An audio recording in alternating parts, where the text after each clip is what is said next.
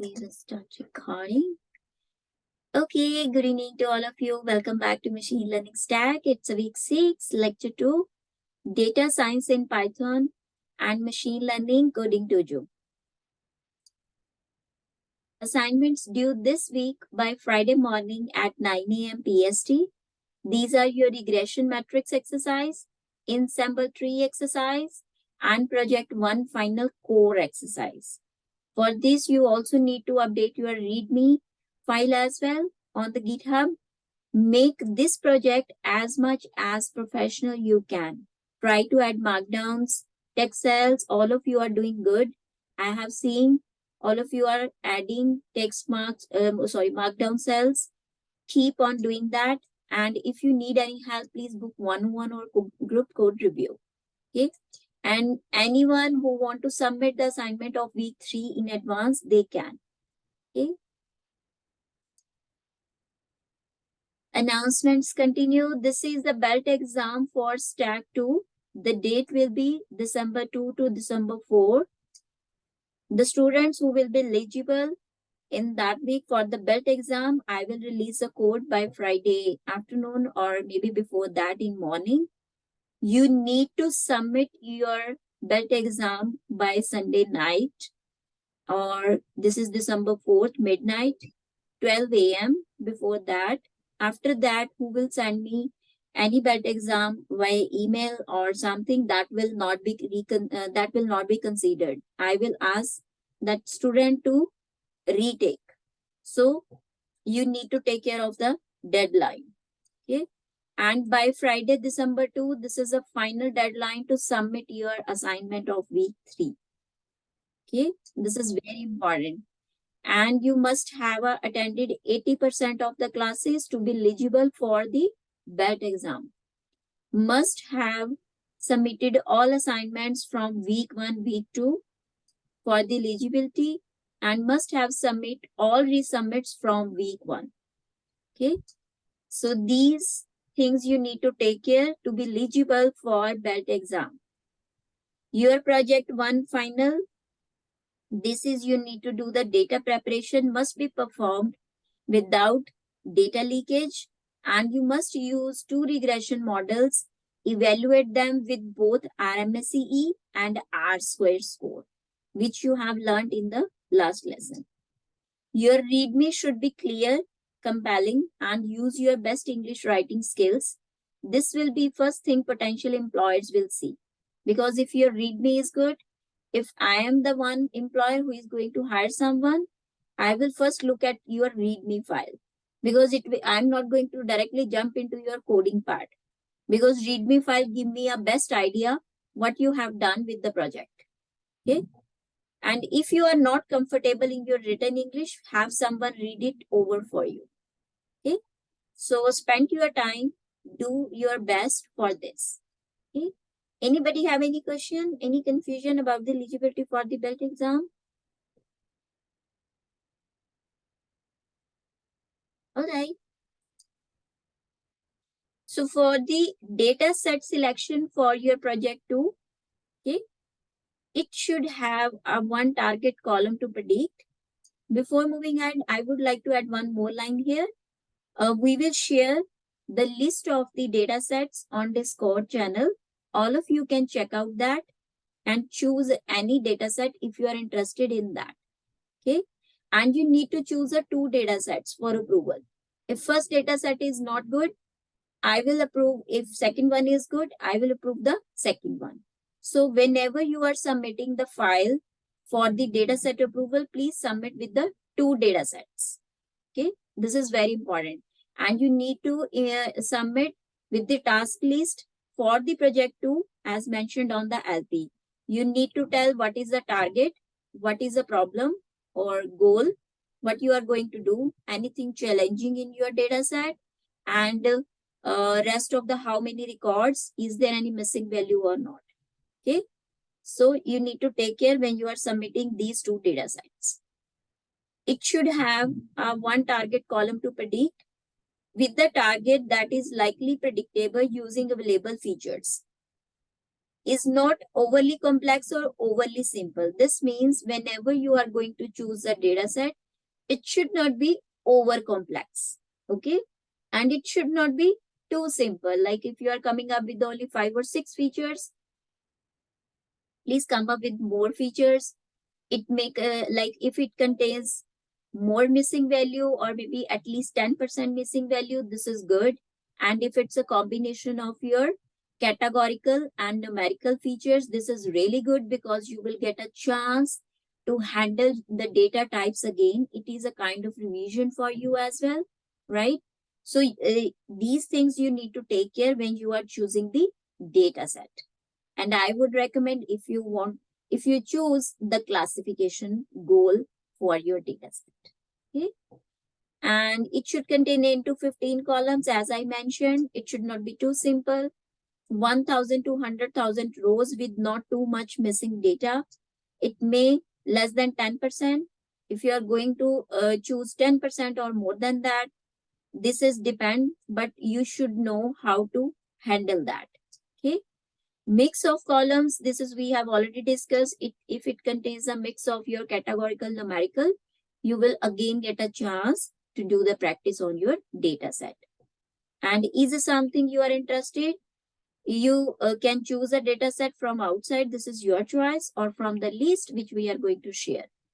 And be ready to answer these questions. Why did this project interest you? Why you want to do it? Give yourself 2 to 4 hours to find 2 data sets you think will work on. Okay.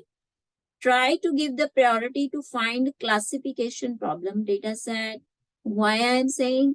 Because in real time, most of the time you will find these problems. Okay. You will learn more.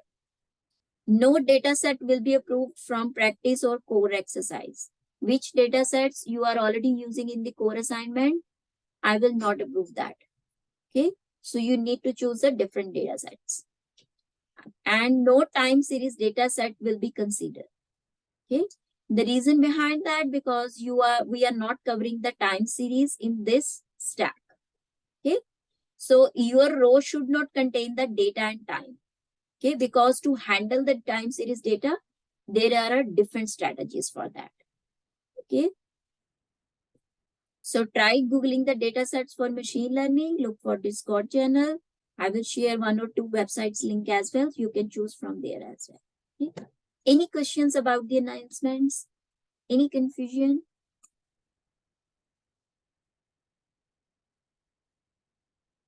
All right. So let's do 5-minute breakout room activity. You need to answer these questions. What is predictive error? Which matrix penalize the larger error, MAE or MSE? Answer in yes or no. Is a R-square accuracy metric or not? Okay. So all of you can click on this link. I will open the breakout room. Okay. And you can answer the question.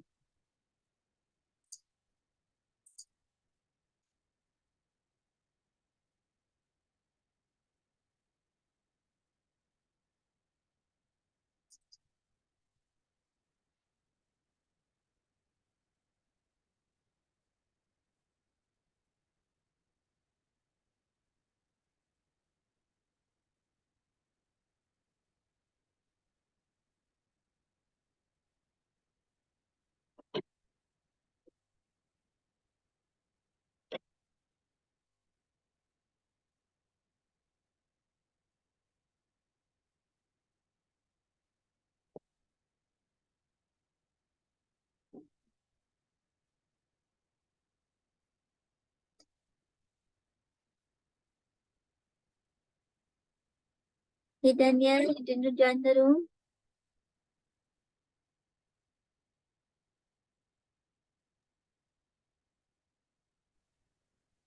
Okay, I will move around between the rooms real quick. Yeah, sure.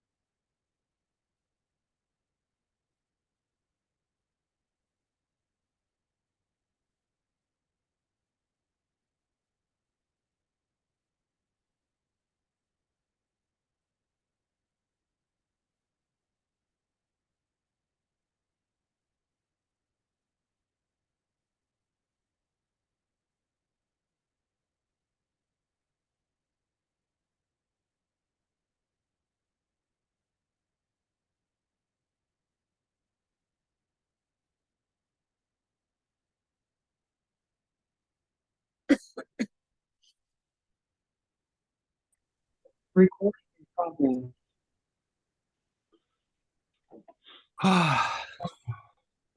Okay, so let's see. How did you all answer? Okay, so the answer to first question, what is a predictive error? The difference between the predicted value and actual value, right? So this is the correct answer.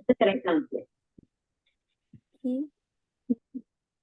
And which metric penalizes the larger errors, MAE or MSE? MSE is the correct answer. Okay, because MAE does not penalize larger error. It doesn't care about that. This is the most simplest evaluation matrix. Okay, answering yes or no is R-square accuracy metric. No. Okay, because it helps you to check the goodness of the fit of the model. This means it is going to tell you the variance of the target variable of the model based on the independent feature. How well your target variable was able to explain your model. Okay, so this is the important. Okay, if anybody have not like clear in understanding these concept, they can book 101. Okay, and ask the question later on. So let's move recap. So in previous lesson, we have covered up what are the regression matrix. We have covered up 4 regression matrix, that is MAE, MSE, IMSCE, and R squared, right? How to apply those matrix? This is we have also learned using Python code. They have an inbuilt method, you can use those. Okay. This is your reading calendar before the next week lesson. You can go through material. What are a type 1, type 2 error, confusion matrix in Python, KNN using Python, logistic regression hyperparameter tuning. Okay. You can also click on this daily schedule. You will find the reading calendar here as well. Okay. Today's agenda. After this lesson, you will be able to explain what is bias, what is variance, and what is bias variance trade-off. Okay. Use regularization to reduce variance overfitting in a tree-based model and linear regression. So we will talk about the parameters which you can use to tune your model to reduce the bias and variance. Okay. Now let's start with today's over these topic. First of all, we will talk about the errors in the machine learning. In the previous lesson, you have learned about the what is predictive error, right? When there is a difference between your predicted and actual value, that difference is known as error, right? So there are 2 types of error in machine learning. First one is your reducible, another is irreducible. Irreducible, it always be reside in your model. You can't remove that. Okay, we call it random noise. Okay, so this is, you don't need to worry about that. The errors which we can reduce, we will focus on that. That is, the first one is your bias, another is your variance. Which type of the errors you can reduce, which is in your hand, that is called reducible error in the machine learning. Okay. So now, first of all, we will discuss the different cases of the errors. Before moving ahead, I would like to add the definition of the bias and variance here. So what is the biasness? Let's take an example. Let's say if you have this data set, right? This is your column feature 1. This is your column 2. And this is your target, right? Whenever you start using this data set to train your machine, sometime what happened, your machine or your model is not able to look into the patterns deeply, right? During the training, This is the nature of the model when it is getting trained. When you use the fit method, it look into the different patterns of the data set many times, not in a one time. Okay. It look for the patterns which is given here and then try to predict the result. This is the nature of the model when it is getting trained. But sometimes what happen, it is not able to learn from all parameters or all features of the model. It learn very less. Okay. So in that case, what will happen? Your model will work good. In case of a little bit good in training, not too good, only the little bit. It results is poor always. Okay. When it is not able to learn from all features, it is focusing on the very at a patterns with the low features. In that case, what will happen? Biasness will occur. It can be high, it can be low. Okay. So this type of error will come up. So this generally happen in the case when you have a very simple data set. You don't have enough data sometime and your data set is very simple as well. Let's say maybe you have a 10 features data, but it's very simple. Even when you are fitting your model is learning, it is not learning very all patterns very clearly, very deep, like deeply. So it will not give you good result. Your training average, like the score, testing score, both are low. Okay. So in that case, biasness will occur. High, it can be higher biasness, low biasness. It depends upon your data set. Okay. The second point is variance. So what is a variance? In case of variance, let's say we can also consider the same data set. There is no problem. So let's see column 3, right? So I have added here because there is a no space.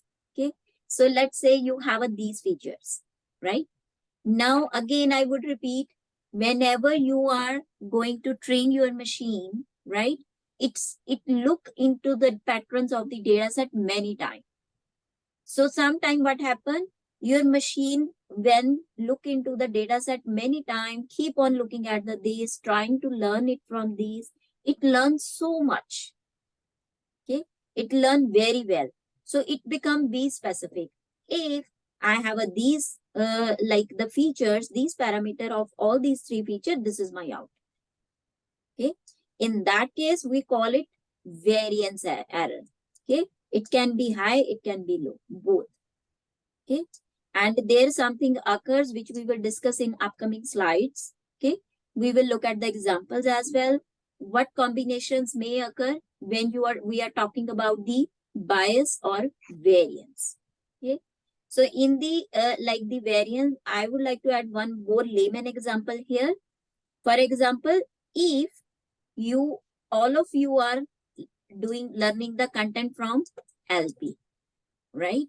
So you are only looking at the top level topics, although you have enough data to read, enough content to read, right?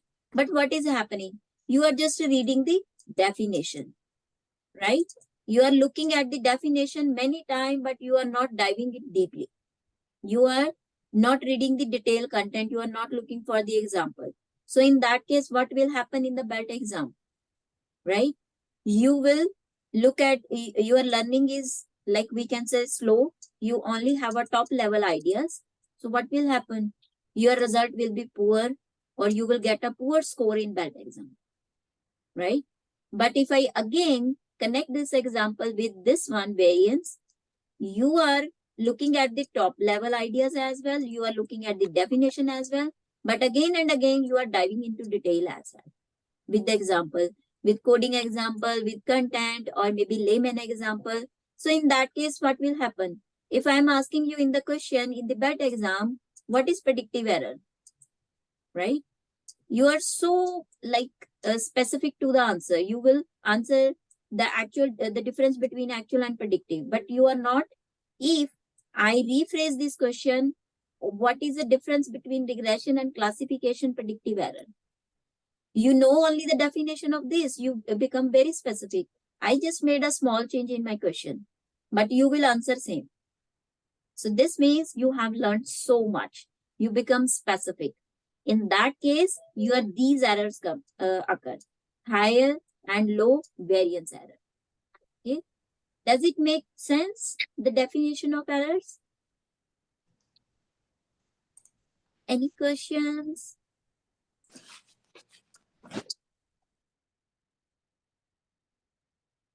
Any question? Any confusion? This is very important to understand this concept.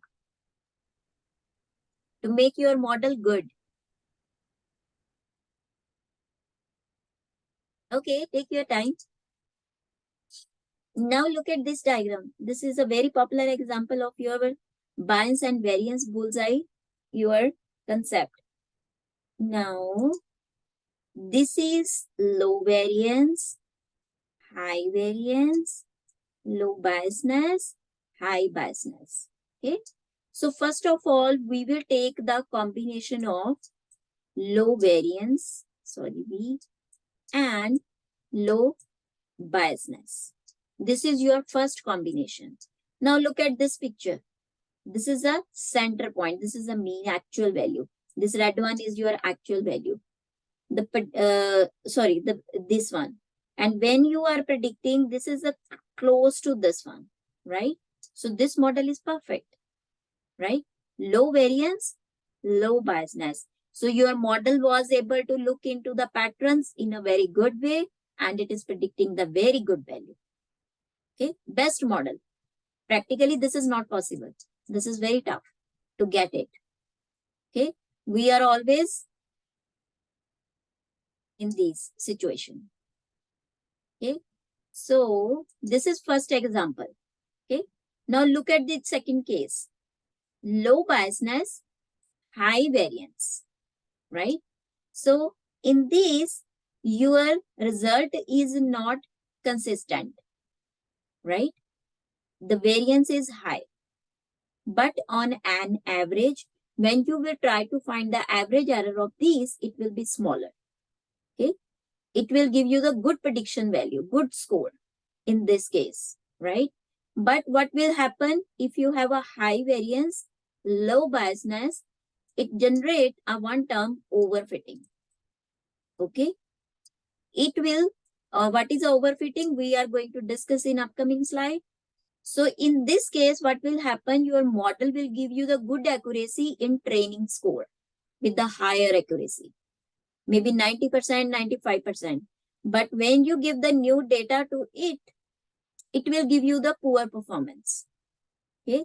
There will be the huge difference between training score and test score.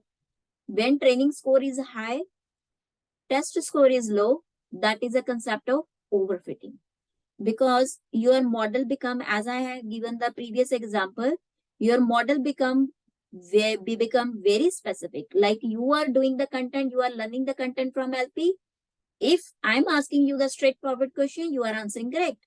But if I rephrase the question, I added something new, you are not going to answer it correctly. You become very specific. If this is the thing, this is the answer, right? So that is also not good. Same with the model. Model is learning too much, giving higher score of the training. This is good because it is learning. It learned very good the patterns of the data set, but it is not good for new test data set because in test data, maybe there are some changes, new additions. We want our model to be flexible. Okay. Now look at this case. This is a high biasness, low variance. You can see your result is consistent at one place, right? But on an average, this is not going to give you good result because biasness is high.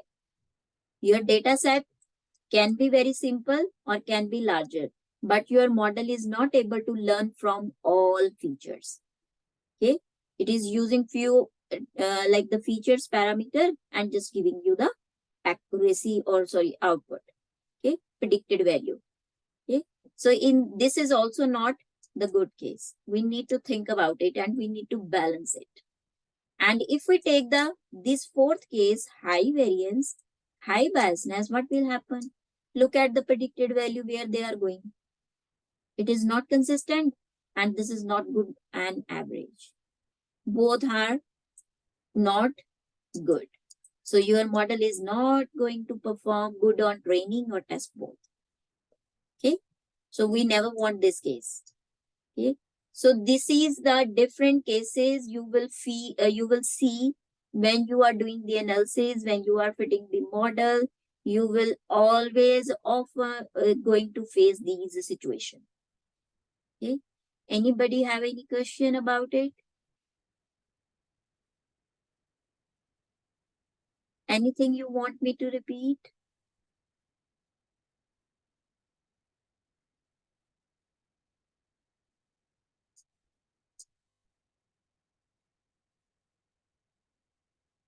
Take your time, think on that. If any question come up, you can post the question in chat as well. Okay, so till so far, you have learned about the type of errors. We were talking about the bias and variance. What are the different cases can occur with the bias and variance, right? Low bias, low variance, low bias, high variance, high biasness, and high biasness, low variance. These are the 4 cases we have discussed, right? According to the business problem, according to how your data set is reacting with the model, you need to hyper-tune your model, which we are going to learn today as well. Okay. So now we will talk about the introducing the bias variance trade-off. This is the very good and best tool to look at the different cases of your bias and variance. Okay. Now we will take a good example again here. When a model is fitting, it's look like you are studying a test, right? And it has a study guide, we call it training set. So what is that? We will connect it again with us, right? So you all of you are a student like, and what is a training set? LP content, right? This is the LP content is your study guide. So when I am teaching you, when you are reading the content, this is your training period. You are learning it, right? How much you will learn, this is your choice. Which option you will opt, this is in your hand, right? So maybe all of you or some of the student opt this option. Memorize the study guide without understanding. Okay. You are in hurry, you open the content, you just read the top level ideas. Okay. But you are not diving deep. Okay. Again, maybe all of you can focus on just big ideas without detail, right? You are again looking at what is bias, what is variance, but you are not diving it with the example, what are cases can occur, what is a predictive error, what is a regression matrix, why this metric is good for my data set, right? So you are not interpreting the result in detail. You are just focusing on the big ideas, right? So what will happen? Let's discuss the first case. If you are trying to memorize the study guide without understanding, okay?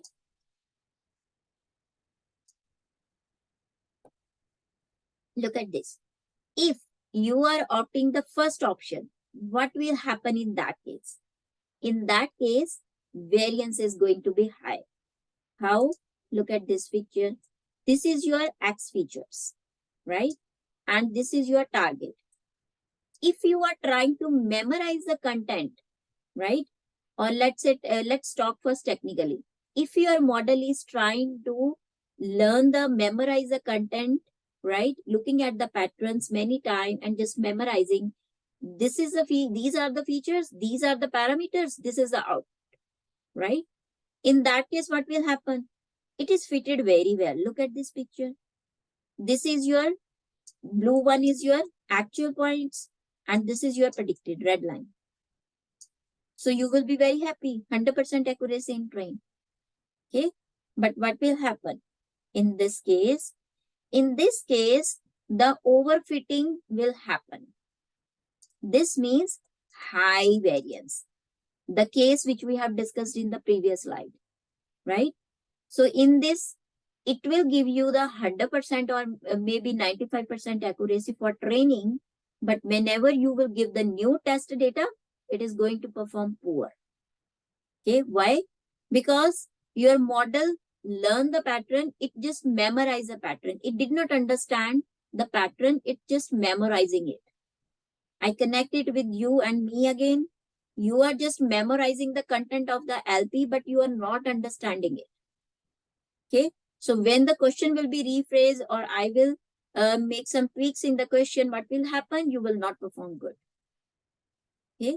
And at a time of BELT exam, you will stuck. This is how I can connect it as a layman example. And this will also cause the overfitting. You learned very good. You did a good in core assignments. This is your training period, but you are not going to perform good in the BELT exam if you are only memorizing the content. Same with your model. If your model is only memorizing the pattern, not understanding the pattern, whenever you have a new test data, if something new things added, something deleted, your model will again predict wrong thing, right? So this is what we don't want. This is called high variance overfitting. It happens when it memorizes a pattern. Okay. How you can reduce it? You can reduce it by regularization, which we will discuss in upcoming slide. You need to increase the regularization and you can use a less complex models for this. This is the way how we can reduce it. Okay. Does it make sense?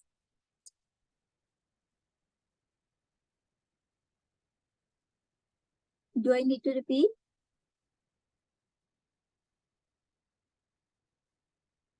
Can anybody explain me a little bit what is a overfitting? I think this is all, it's all very good, but I think I need more real world examples.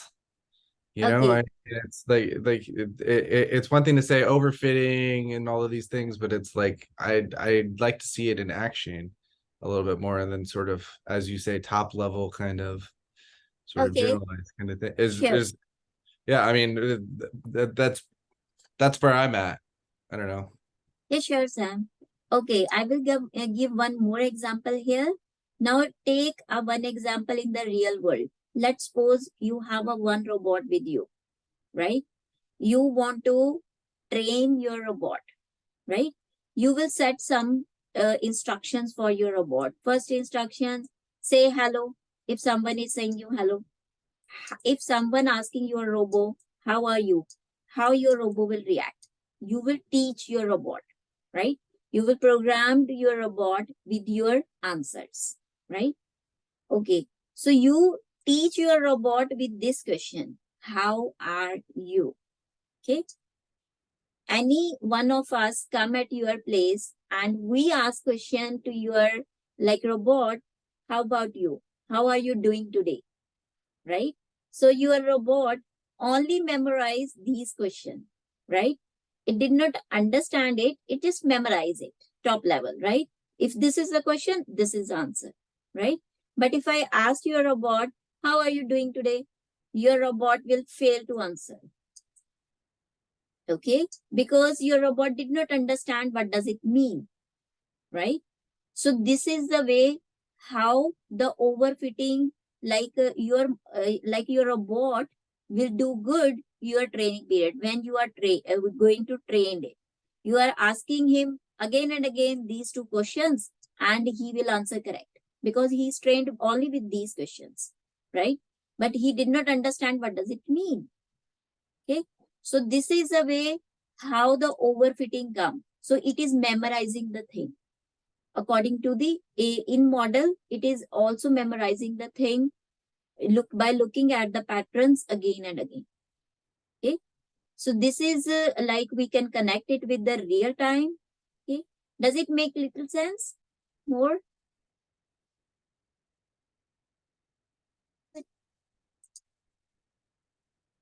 So now we will move ahead with the second thing, that is your high biasness. We call it underfitting. Okay. Now we will talk about the second option. Maybe all of you have opted this second method. All of you are following this approach to learn the content of LP. Okay, I'm giving a layman example right now. So approach B is what? You are only looking at the big ideas. What is regression matrix? 4 regression metrics, MAE, MSE, RMSE, your R2 squared, right? If I ask you a question right now, what is the difference between MSE, RMSE, right? Then you are not able to answer it correctly, right? You know, this is a RMSE, MSE, but if I ask you which one you are going to use and why, okay? So you are not able to answer it correctly, okay? So this means you are only getting the big ideas, right? You are not diving into detail. If I'm asking you, all of you, to interpret the result, right? This is the same case with your model, right? Your model is looking into the patterns when you are using the fit method. It is looking into the patterns again and again, but your model is not able to understand it deeply. It is just looking at it. Maybe it use only all features, but the top level. It is not going deep. So your model will not perform both poorly on training and test data, both. Because either your data set is too simple, or either your model did not focus on the features deeply. It is just taking the big ideas, right? So in this case, your high biasness will occur. If you look at this picture, this is your X feature and this is your target. This is your predicted value. This is your actual. Now look at this. Your model is not performing good on training, not it will perform on testing.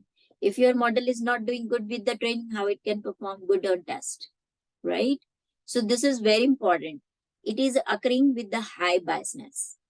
It learns very less, very poorly, and just giving you the poor score. Training and test both. Okay. So how you can reduce the high biasness? You can add more features into your data set, input features. You can use the complex model. So your model will get a chance to learn it again and again, to go for the patterns deep and look at the results, right? This is the way how we do. Okay. And you can also your decrease the regularization parameter. What are the regularization parameter? We will look at in upcoming slide. Does it make sense? The difference between overfitting, underfitting?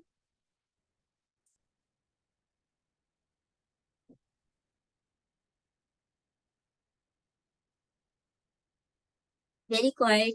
Any question? Sam, does it make sense to you? Yes, I'm getting it now. This makes a lot more sense. Good, great. This elite data science article that was put in the chat is very helpful. Good. Okay, so now we have talked about the different type of the problems you may face during your modeling, but this is a good balance. Look at this. This is your low biasness, low variance. Okay, so this is the balanced model. No overfitting, no underfitting. Okay, practically this is very tough. You need to do a lot of struggle for this. Okay, so this is good model fit. Now it's a poll time.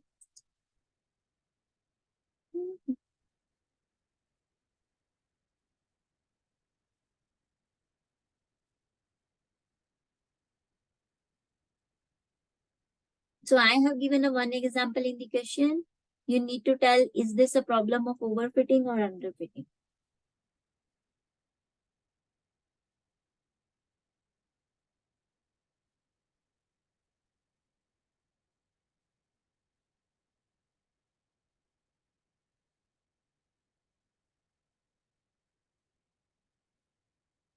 Good, good, good, good, very good.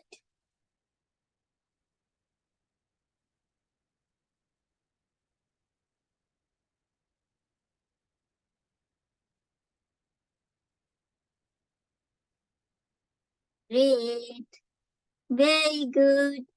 Okay, if its first answer is correct, can anybody explain me why it's a overfitting example?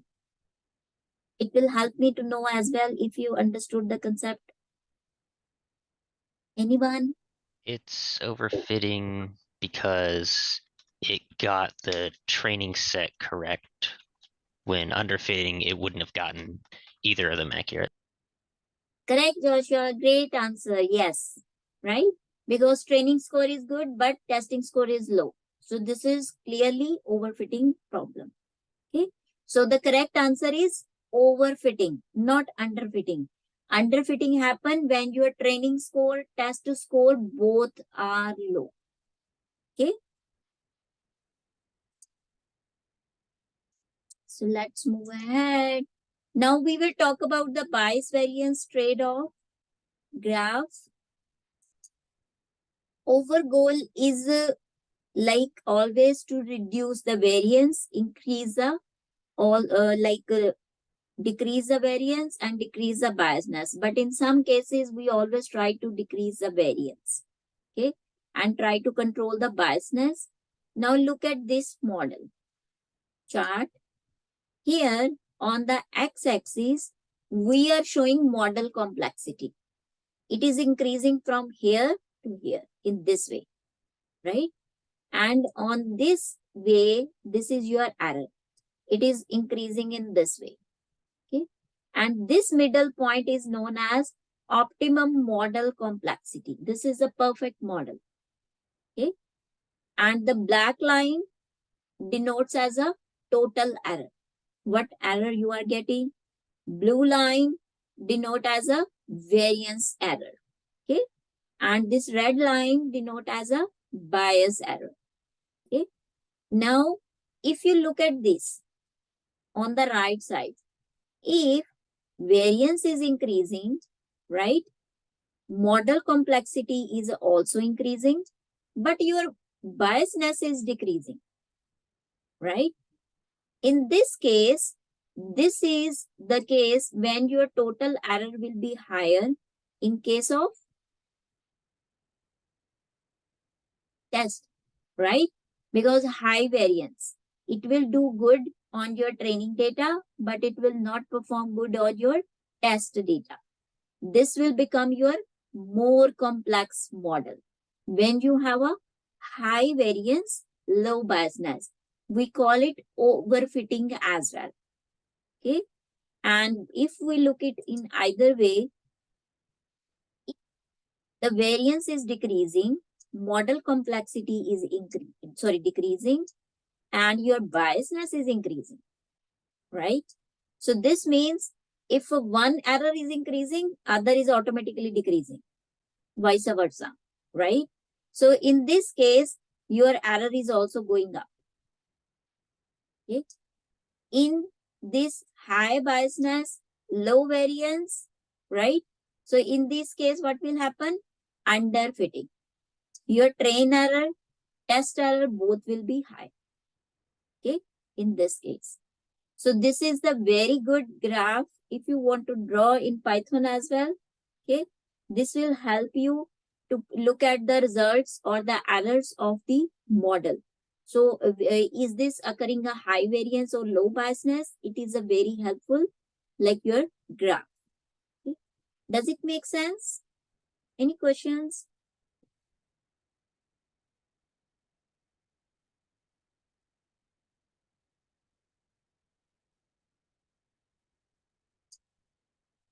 Okay. How would you identify underfitting with this score, right?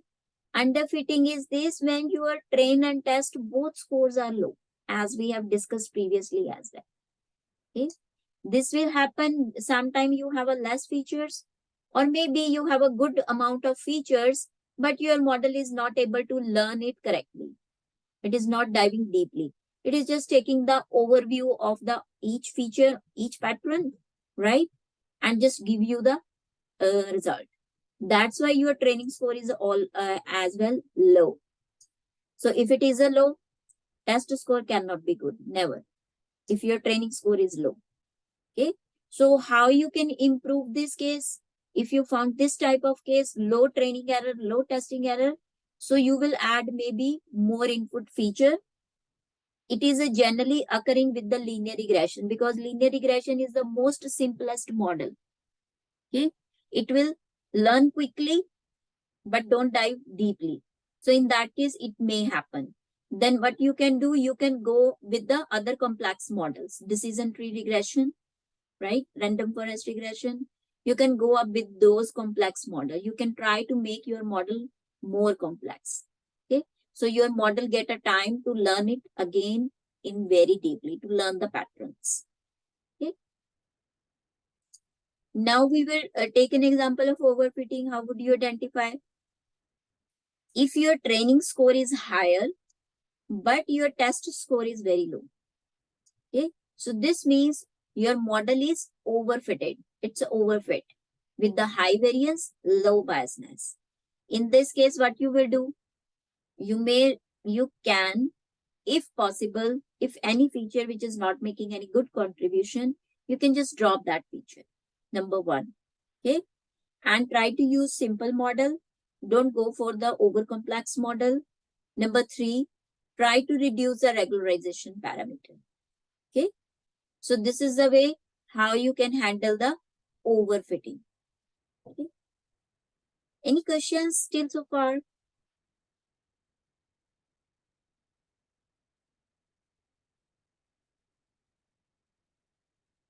Okay. So now this is the third example for good fit. When your training and test score both are good, very low difference. It can be 92%, even it's not bad. Okay. It's a good fit. You can improve your model and then test it again. Okay. So now it's just a solution which we have already discussed, right? So now we will move ahead with the port 2. How can you identify a high bias model?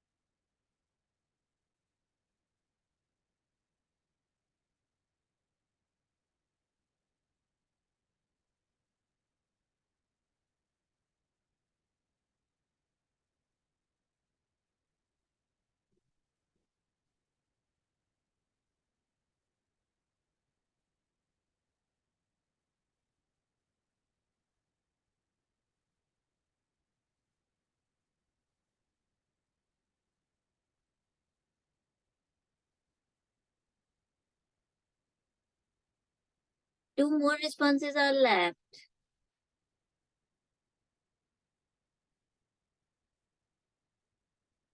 Okay, so let's discuss this question. How can you identify a high bias model?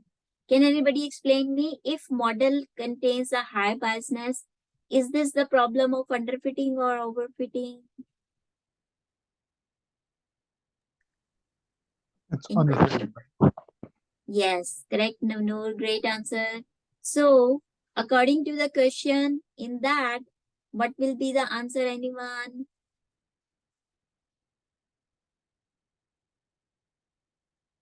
So, in that case, which error will be high? If you have a high biasness, underfitting case, which error is going to be high? Only one error or both?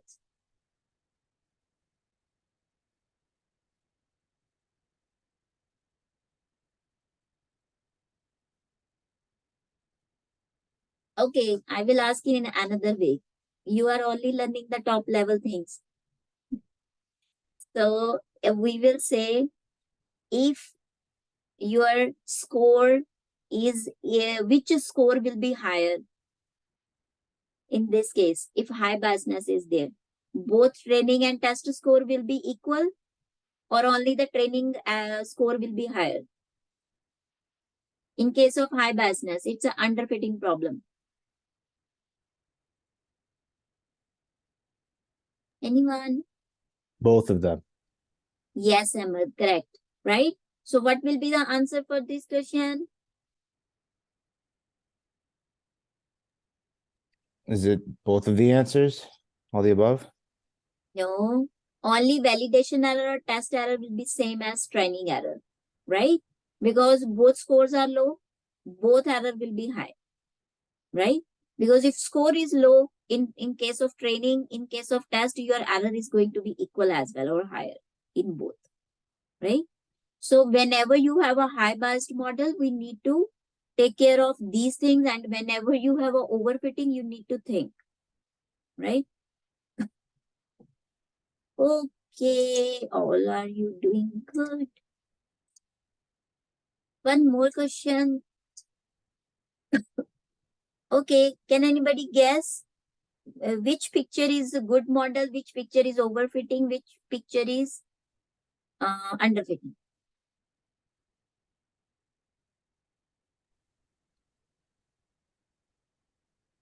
Okay, I will mark. Which picture is this? That's overfitting. Okay, And then image number 3 is underfitting. It's all over the map. all Two these is the one good one. Yeah, that's underfitting. image number 2 is the best one. Yes, this is best, correct? And this is That was overfitting. image 3. Yes. Okay, and this is Underfitting. yes, correct, right? Why? I will explain again, right? So in this is your predicted line, right? If you look at the here result, this is very far away, right? Variance is low. Biasness is also low, right?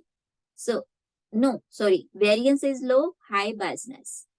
So your model is not able to learn the pattern correctly. So it will cause underfitting. Okay, this is good image, great answer. And this is high variance because you can see how accurately your model is learned from the data. No difference, no error. See, no error at all. It is correctly predicted everything. So this means it is memorizing everything. Overfitting happened, right? I learn the content too much. If I am a student, what I am doing, I'm not understanding the content. I'm just cramming it. So what will happen with me? So I will perform very good in my pre-board exam. But when I will sit in the final exam, I will perform poor, right? Because I memorize the only content which I'm learning during the training. But if something come up new in my test exam, final exam, I will think a lot. Oh, what was the answer? I did not memorize it. Okay. So this is the problem of overfitting. Okay. Now let's move ahead. So what is our goal? As we have seen, we were looking at the score of training, testing, type of the errors. Our goal is to reduce the variance of the data, right?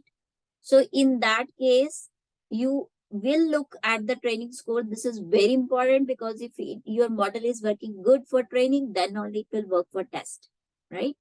But we cannot sacrifice for the test matrix. Okay, we always need to reduce the variance in that. We always need to reduce the error for the test data. Okay, because this is our goal. So which method you are going to use for that? We call it regularization. Okay, regularization, it helps the model to overfit. How it will do? We will look at it, right? It will adjust some parameters. It will try to reduce the variance. So it will try to reduce the overfitting. So in that case, your model will start performing good. Okay. So now let's move to the example.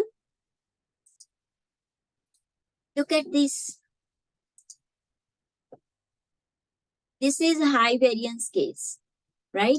Your model learns so much, it memorizes because it is looking into that pattern again and again. And it say, if these are the features, this is the target, right? I will give one more example, layman here. If I am training my model with some pictures, let's say cat picture, right? My model learning from the cat picture, it is predicting correct. This is cat, right? But when in test data, I give one picture wrong. I have given one picture of dog. My machine is still saying it's a cat. This is called overfitting. Because it is so trained with these picture, it did not recognize, oh, this is a different picture. And it is still saying it's a cat. Because it memorized the content. It memorized the pattern. Did not understand it in detail. It did not understand if this is a picture of cat, I'm going to give the features like maybe cat color, eyes, right? Shape of the body, right? I don't know exact the features of that. But in case of dog, I'm changing these, right? I'm changing like it may have a small tail. In cat, I was giving only long tail, right? So this feature I have changed. But my model was not able to understand this feature. My model was only focusing on these. If I have these three features, fourth feature will be same. So I will say it's a cat. This is a way how your model like go with the overfitting. Okay. So when you apply the regularization on the overfitting, this will become your output. Low variance, low biasness. Okay. So it is a good balance. This is the method we use to prevent overfitting. Okay. How? Let's look at the features. Okay. Now in this, I have taken the three your regression model. That is, one is a decision tree, another is a random forest, and linear regression. Okay. For the decision tree, if you have a high variance, what you will do? If it is coming up with the high variance, you need to reduce the value of your regularization parameter. If it's a low biasness, you need to increase the, high biasness, you need to increase the parameter. This is in opposite way. So in that decision tree, you can adjust the maximum depth. If maximum depth is higher, right, then your model will become complex. It will get a chance to learn it more deeply. Okay. You can change the value for minimum sample split, minimum sample leaf, maximum leaf nodes. Okay. And in case of random forest, we have a n number of estimators. You can make changes in your these value. You can set some ranges, maximum depth, minimum sample split, and minimum sample leaf. Okay. And when we talk about the linear regression, as we have discussed, linear regression is the most simplest model. It always create high biasness. So what you can do, you can use the ridge method, L1, L2, we call it L1, L2 regularization method as well, and lasso. In ridge, what it does, it do the square of the penalty term according to the magnitude of the error. Okay. It will add the square of the magnitude as a penalty term in your loss. So what will happen? Greater the value, it start coming close to your zero. Reduce the variance. Okay. And in this lasso, it just add the penalty term. It will not do any square of that. Okay. And then reduce the overfitting. Elastic net is a combination of both ridge and lasso. We use this. Okay. So these are the three parameters you use to handle your overfitting, okay, or high biasness. These are the parameters you are going to use in hypertuning. I will show you today in the code along how you can do that. Okay. Does it make sense? Any question till so far? Before I move ahead to the code along.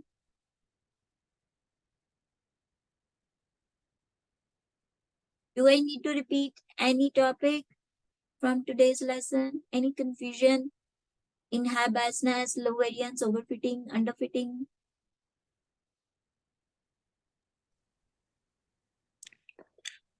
The ridge, lasso, and elastic net, they aren't part of our lessons, right? In the readings, right? Because this is like something new I just saw. Yes. But ridge and lasso, like a regularization term is given on the LP content. Okay. Oh, Yes, regularization parameter is there. okay. Okay, so let's do some temperature check. It will help me to know how much did you understand from today's lesson.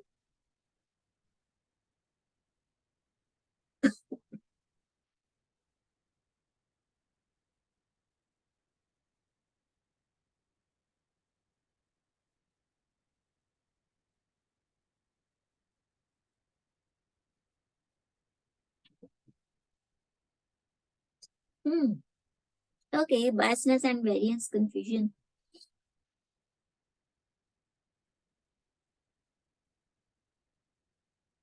Everybody is done? Good.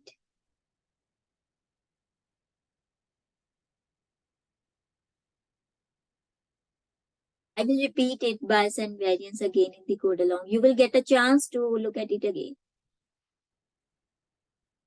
Okay, great. Thanks for your response. So let's move ahead with code along.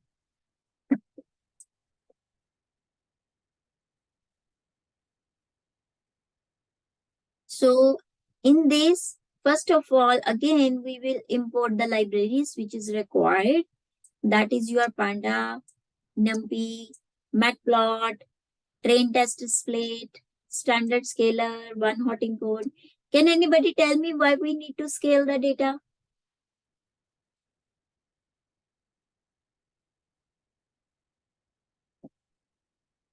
Come on, you all did the good core assignments. Please tell me why we need to scale the data. Anyone?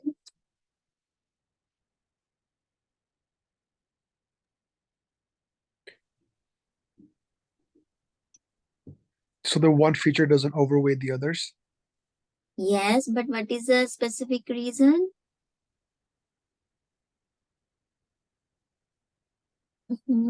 Anyone?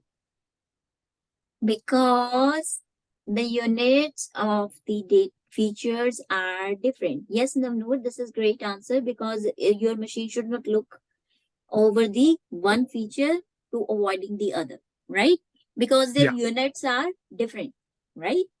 Maybe one unit have a higher magnitude value, other unit does not have, right? If I give you an example of age and the, like say, score of the students in the class. So scores are coming between 100 to 500 and age is coming between only up to maximum, let's say 40 or 38, right?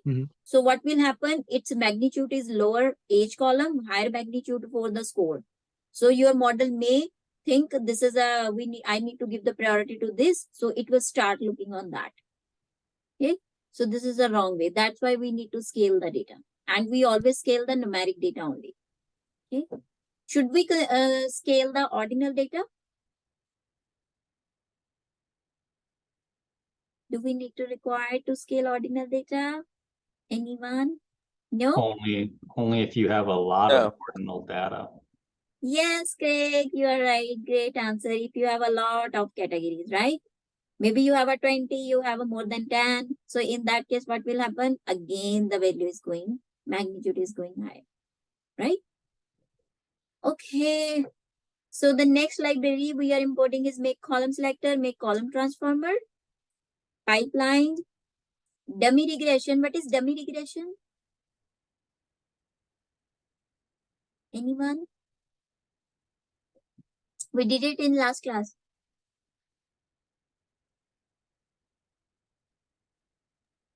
That's the baseline that we utilize. Yes. And why we need to use a baseline model? So we can compare our data to it. Yes, it's a quick way, right? Without using any specific method or thing, you can look at it, how your data set is reacting with the model. Okay. And then we have a mean squared error, mean absolute error, R2 score. Here we are importing decision tree regression, random forest regression, plot tree. This is we use if you want to see the tree diagram of the model. Set config, this is again very useful. I will say every student should use this. Okay.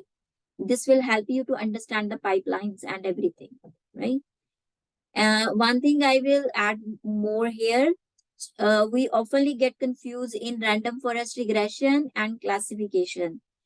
In the upcoming core assignment, after the break, you will start getting core assignments of classification. So use it carefully. Don't use regression one, use random forest classifier. Okay. So this is important when you are doing the classification. And now we are making the function again, custom function. So I don't need to write the code, this piece of code again and again, if I'm using more than one model. Okay. So I am saving my time, well-organized code.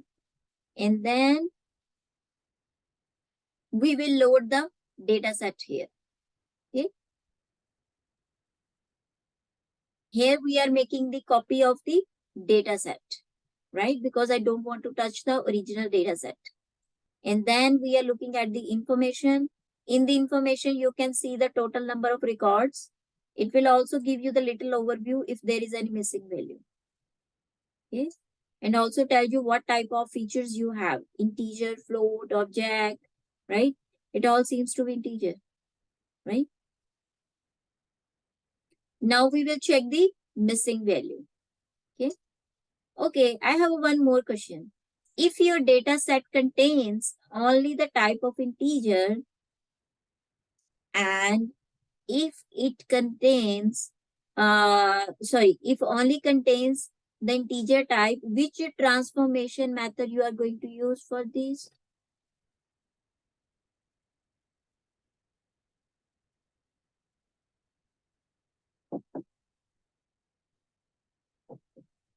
If you have only numeric data and you don't have any missing value, so which transformation step you need to apply on that? We have just discussed a few minutes ago.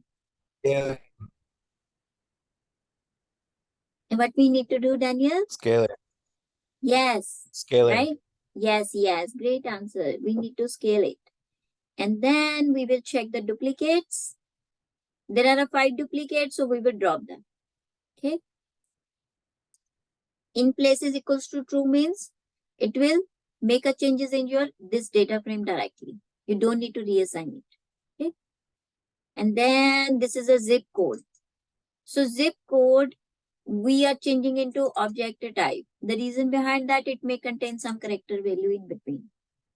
Okay. So that's why we are doing it. We don't need to scale it because it is always unique, right? And then look at this. This is already converted. Okay. Now we will, what is the data set over? This is the data set of house sale price. And then our target is to predict the price of the house. We will drop the target column from the X feature and then set the target feature. Okay. And then we will split the data set here. Okay. You need to separate the X and Y before using train and test split because it takes the features like this way. Okay. That's why you need to create X and Y. Now we will come up to the next pre-processing steps, right? So till so far, we were looking at it, it was showing integer data, but we have converted over one feature into object. So now you have a categorical feature as well, right? So you are going to use make column selector one for object, then one hot encoder, right? And then you will make a tuple for this, okay? And we are doing the preprocessor for this one, right? After that, here I'm going to use the decision tree regression, right? In the decision tree regression, I will first create the instance of this one. Here we will talk about the high biasness only. So when I am talking about the high biasness, there will be the low variance because they cannot be same. Like right now, same. If maximum depth is 1, this means your model is not complex because I am only going up to maximum depth 1. It's not a complex model, right? You have a lot of features you can see. This is not a simple data set, but I'm not making it complex. So in this case, what will happen? High biasness can happen.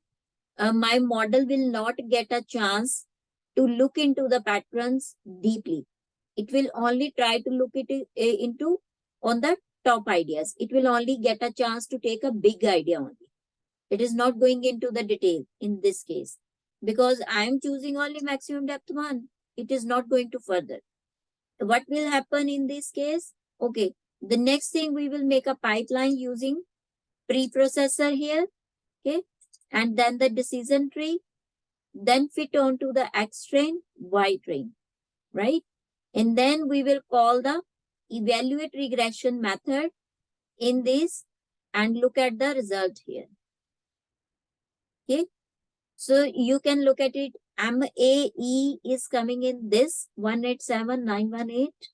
MSE is coming in this unit and RMSE is coming in this unit.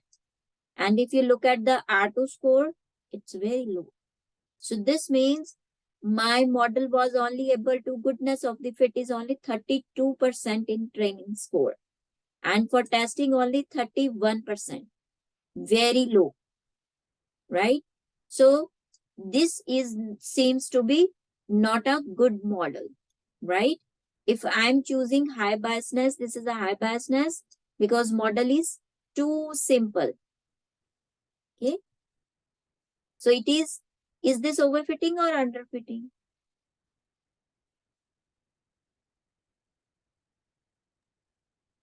Underfitting.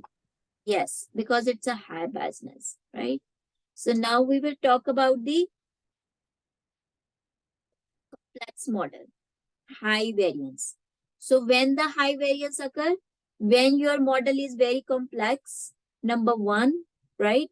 Your model is now looking at your patterns again and again, like the same it did in the other case, right? But it will start memorizing it because it is getting a chance to work it. It will get a more time for the training, right? So here I set maximum depth is equals to none. So none means my model will run itself till it wants. Okay. So it will, now we will make a pipeline again here and then fit on to X train, Y train, call the evaluation matrix function here. And now look at the result. Training your, this score RMSE is very low, right? MAE is low. MSE is not in the same unit. So that's why it's coming like this way. Okay. So RMSE, MAE, all are low. But if we look at above, it was very high, right? So this is good. That's why your R2 score is 100%. So your model was good fitted, best fitted, and it is giving you 100% score. It was able to, your target variable was able to explain the model, learn 100%. So it understood the patterns very like deeply, clearly. Okay. But in case of testing, it's a 74%. Now there is a difference between your training and test score. So it's a case of overfitting. Okay. So this is the way how the high variance occur. This is occurring as we have discussed in the slides as well. When your model is complex, right? Looking into the patterns again and again, getting a time to train, getting a more time to train. So in that case, it will start memorizing. Okay. So in that case, high variance means just giving you the very correct result. High variance means giving you the correct result as actual value, predicted value is equal. Okay, this is called overfitting.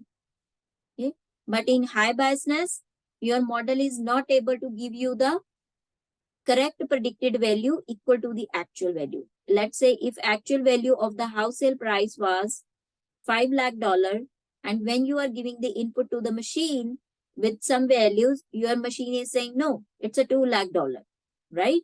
So the actual value and predicted value, huge difference, because your model did not get a chance to learn correctly, did not get a time to train your model. So this is called high biasness. Okay, the difference between actual value and predicted value is very high. This is high biasness. Okay, but in case of variance, this is opposite. Okay, in case of this, it is giving you the actual value equal to predicted value is equal to actual value. Okay, does it make sense till so far? Does it make more sense, the difference between variance and high biasness?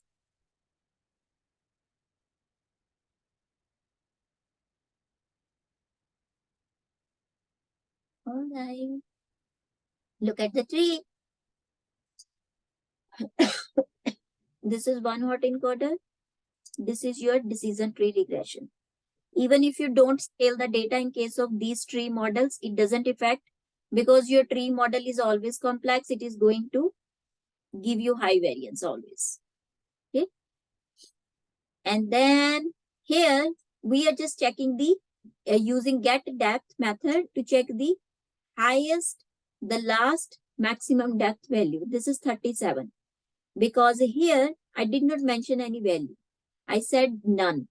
So by default, my model ran up to 37 times of your model, right? 37 times cycle. So what I will do now, once I got the total depth by default, which my model took, I will use that range again. Okay. How? Here. So this is the very important part. This is we are start doing here the tuning. Okay. How? Look at this. So your maximum depth was by default the model 37. So I will set a range 1 to 38. I'm taking it the last value 38 because it started with 1. Okay. And now what I will do? I will just creating a data frame to show my scores down. I will set the index value with the depth. This is just for display. Okay. At which depth, what is the training and test score for that? Okay.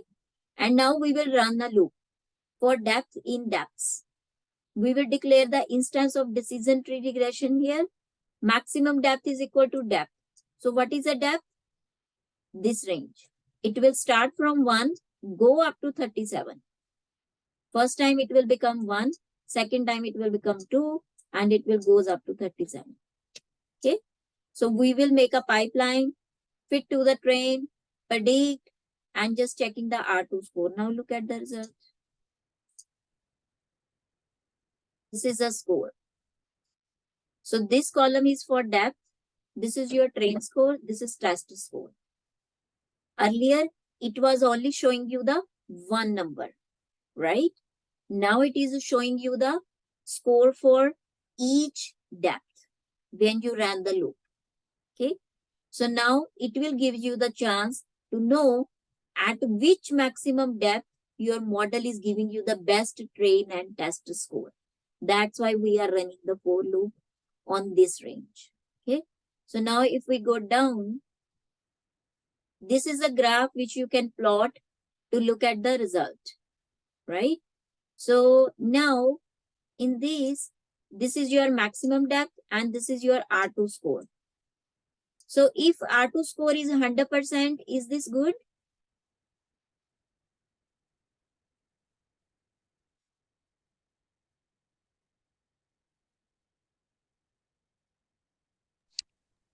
Yes. Okay, good. So now by the graph, you can look at it this.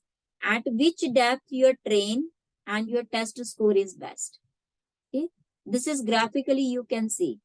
But if we go down, if you sort the result, ascending is equals to false, it is giving you the best score result at the top. This 91% train score, test score is 79%. Okay, so you will come to know maximum depth is equals to 10 is giving you the best score. So you can work on that now. Okay, you can now apply again, fit the model with this specific depth as we have seen in the regularization, right? You can now fit it again. You will get the best depth. Fit the model again with the best depth. Okay, and then apply all evaluation metric on that. Now its R2 score is 91%. Overfitting is reduced. So here it is also increasing in test score. Okay. So this is the way how we do the hyper tuning, how you use the loop to check the different depths for the decision tree, right? And then get the maximum best depth and fit the model again using that. Okay.